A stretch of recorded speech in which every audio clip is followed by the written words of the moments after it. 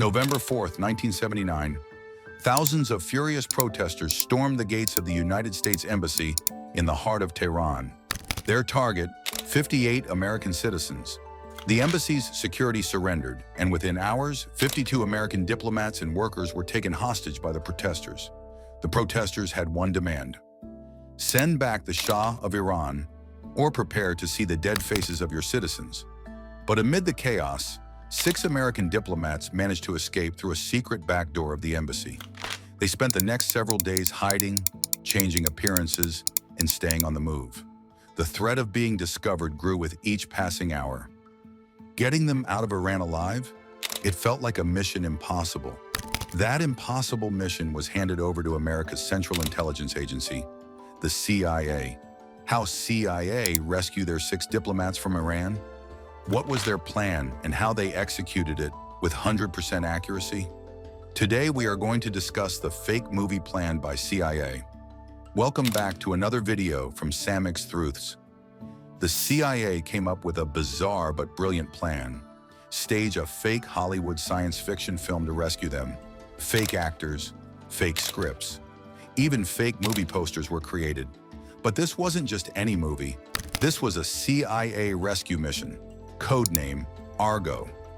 By November 1979, political unrest in Iran had reached its peak.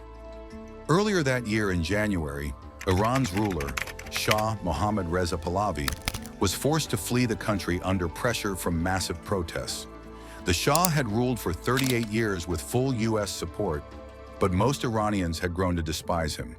While the Shah lived in luxury, American interests dominated Iran's decisions, especially its oil. Meanwhile, the people of Iran were sinking deeper into poverty. The Shah's brutal secret police, Savak, crushed all opposition. Just hearing their name struck fear in the hearts of ordinary Iranians. Amid this political storm, one man returned from exile: Ayatollah Ruhollah Khomeini, a religious leader who captured the anger and loyalty of the people. He led the Islamic Revolution, overthrowing the monarchy and establishing a new theocratic system, the Islamic Republic of Iran. With this shift, anti-American sentiment exploded. Iranians no longer saw America as just the Shah's ally, but as a corrupt Western invader. Tensions escalated when they learned the Shah was being sheltered in the U.S. The people demanded his return to Iran. And so, the protesters formed a plan to send America a message by taking hostages at the U.S. Embassy. The embassy attack on November 4th, 1979. Thousands of protesters gathered outside the U.S. Embassy in Tehran. Chanting anti-American slogans, they climbed the walls and stormed the compound. Seeing the overwhelming crowd, the guards gave up without a fight. Out of 58 Americans inside, 52 were taken hostage. But the attackers didn't know about a secret door at the back of the embassy, one that opened directly onto the street. 6 diplomats quietly escaped through that door, but with no plan, no cover story, and nowhere to go, they were in grave danger. Returning to the embassy meant certain death. They tried to avoid public spaces, avoided using phones, and knew that any mistake could expose them. Their American faces made them easy to spot. They begged various embassies for shelter, but most were too afraid to help. Finally, Canadian Ambassador Ken Taylor took a huge risk. Despite resistance from his own government, he hid the 6 Americans in his home. For the next 3 months, the 6 hid inside the Canadian residence, never going near windows, never stepping outside. Their existence was a tightly guarded secret.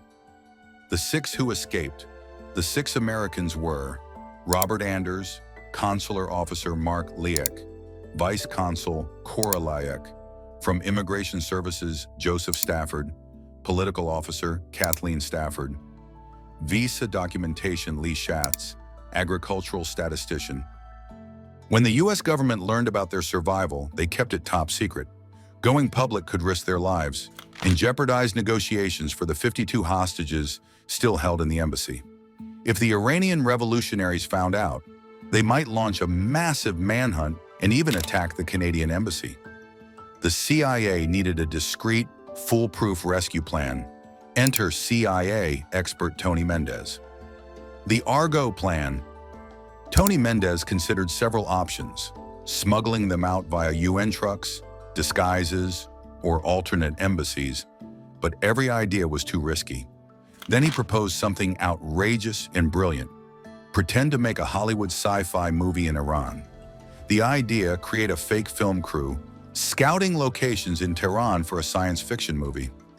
That would give the Americans a legitimate reason to be in Iran, and, most importantly, a way to leave legally through the airport using fake Canadian passports. But the cover story had to be believable. Not too flashy, not too suspicious. Mendes created an entire fake Hollywood production called Argo. He set up a real office in Hollywood, hired fake staff, printed fake movie posters, wrote press releases, and leaked fake news to the media. Everything was carefully crafted to look real, even to a curious Iranian official.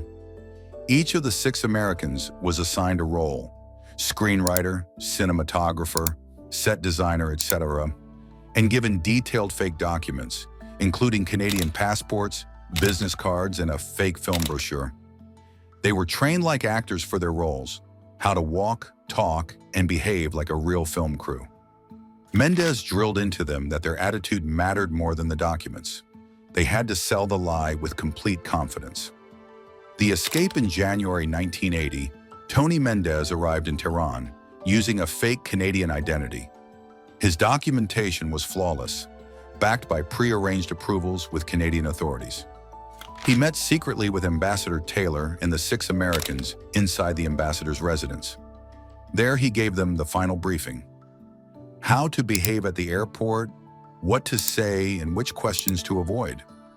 If anyone messed up, the consequences were severe, not just for them, but for the 52 hostages still inside the embassy and for U.S.-Canada relations.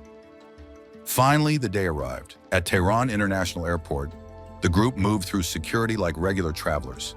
Mendes and the 6 crew members looked confident, spoke lightly accented English, and played their parts perfectly. The only hiccup? The fake passports had no Iranian entry stamp, but Mendes had predicted this. The new Iranian regime's border controls were disorganized, so a missing stamp could be waved off. One guard paused, glancing suspiciously at a passport. Another stared a little too long, but no one raised the alarm. The group boarded a Swiss Air flight. As the plane left Iranian airspace, they finally relaxed. They had made it out. In Zurich, U.S. authorities quietly took them into custody and brought them back to the U.S. There was no press release, no headline, and no official statement. Why? Because the truth could endanger lives. This cover story wasn't just for the 6 Americans, it was to protect Canada's involvement too.